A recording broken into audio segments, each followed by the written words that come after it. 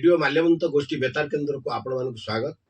आपण माने सुनी परचंती एफएम 89.6 मेगाहर्ट्ज जगे रेडियो रे प्रसारण हला परे याक पुनर्बार आपण माने रेडियो माल्यवंत यूट्यूब चैनल रे देखि परिबे। नमस्कार श्रोता बंधु, मु सुदेशना रेडियो माल्यवंत एफएम 89.6 गोष्ठी बेतार केन्द्र को स्वागत। ओडियार परंपरा को बजाय रखी मालकानगिरी जिले में गत 3 दिन धरी आडंबर रे पालित हो जाइछि ओडियानका पर्व रज उत्सव। यह मंगलवार शेष हेबा परे आज सकाळु रज पर्व को विदाय दे मालकानगिरी जगन्नाथ मंदिर परिसर रे स्थापित महालक्ष्मी मंदिर रे पूजक संतोष नंद मां लक्ष्मी को महास्नान करी रीतिनीति अनुजाई पूजा करिसंती।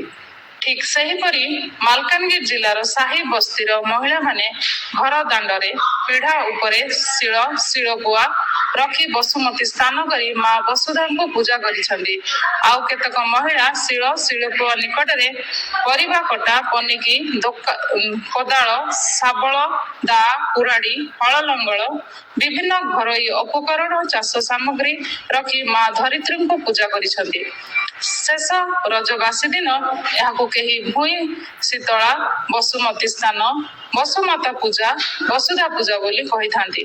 वर्ष तमाम धरित्री माता उपरे पृथ्वी बसवास करुवा कीट पतंग ठारू आरंभ करी पशु पक्षी विभिन्न प्राणी और मानव समाज चलप्रचल सहित केतक धरणी मां को कष्ट दे थांती। ताको संतुष्ट करिया पे प्रति वर्ष रज उत्सव रे 3 दिन धरी वसुधा को कहीं आघात दे न थांती कि चाष कार्य होई न थाए हल किंबा माटी खोली न थांती। रज शेष हेबा परे विदाय दे वसुधा माता को संतुष्ट और शीतल करिबा पई भूई शीतला पर्व पाली थांती। साही बस्तीर झियो सधवा महिला और बहु माने सकाळ उठी गाधई निज निज घर आगरे लिपा पोछा करी मुरुज पकाई सेथिरे पीढ़ाटीए रखि थांती। पीढ़ा उपरे शिलपुआ ता निकट रे शिल रखा जाई कलश बसा जाई थाए। शिलपुआ हलदी माखी गाधई देई फूल चंदन सिंदूर लगाई जाई थाए। निकट रे आंब डालुओ सिजु डाल अळा डाल दुब बरकली पत्र रखा जाई भोग लगा होई थाए। महिला माने शंख बजाई हुलहुली पकाई शिलपुआ को बंधाई वसुमाता को पूजा करी थांती। सहर बस्तीर महिला मानक परि एबे मालकानगिरी जिला गाँ गहली रे आदिवासी महिला झियो बहु माने मध्य वसुमाता को पूजा आरंभ करि दैछंती। सेमाने केवल रज उत्सव को विदाय दियंती नहीं एही भूई शीतला पर्व रे जमी रे भल फसल अमल हेबा परिवार और गाँ मध्य रोग वैराग दूर हेबा गृहपालित पशु निकट निरोग कामना करी वर्षा को स्वागत जनाई विभिन्न ग्राम रे आदिवासी महिला माने पाली थांती एही नियारा वसुधा पूजा।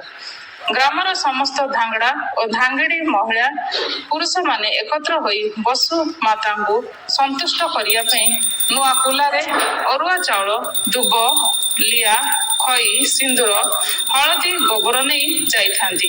ग्रामर दिशारी पूजारी सहित ग्राम ठाकुराणी और डंगर देवी निकट को जाई पूजार्चना करी जमी रे भल फसल अमल परिवार को सुख शांति रखी गाँव मंगल सहित प्राणी मानक निरोग रखा पूजा करी थांती। अच्छा आज कौन महालक्ष्मी स्नान कौन पाई करा गला?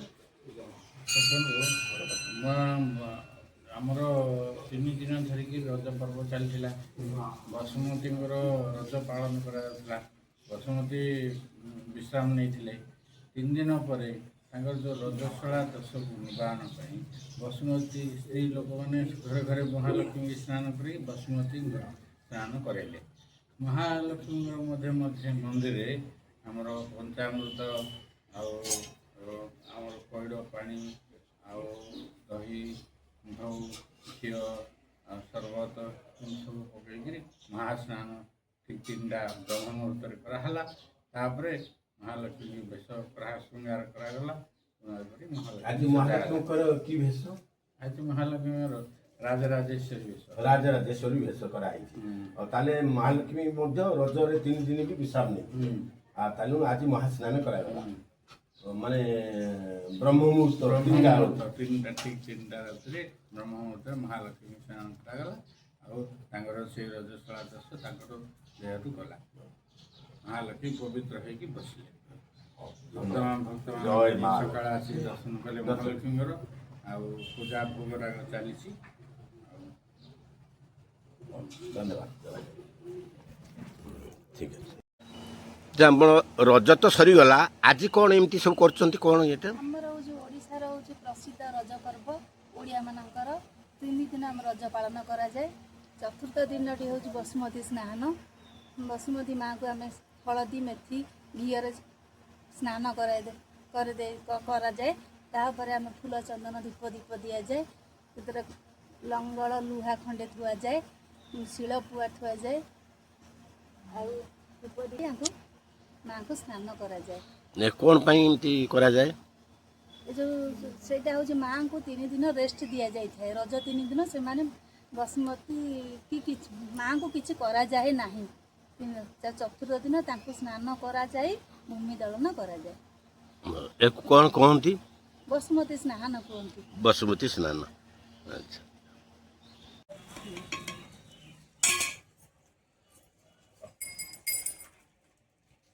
ହେଠୁ ବସି ଯାଆନ୍ତୁ।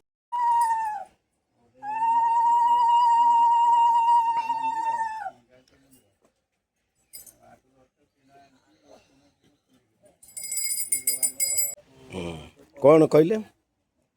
ଏଇଟା କୃଷି ଭିତ୍ତିକ ପର୍ବ। ଏଇଟା ରଜ ସରିଲା, ବସୁମତୀ ସ୍ନାନ ଆଜି ହେଲା। ହଳ ଲଙ୍ଗଳ ଚାଷ ହବ, ପୃଥିବୀ ମା ଶାନ୍ତି ହେଲେ ସେମାନଙ୍କୁ ଗାଧେଇ ଦେଲେ ମହାଲକ୍ଷ୍ମୀଙ୍କୁ ଆଉ ପୃଥିବୀ ମାତାକୁ ଆଉ ହେଇଗଲା।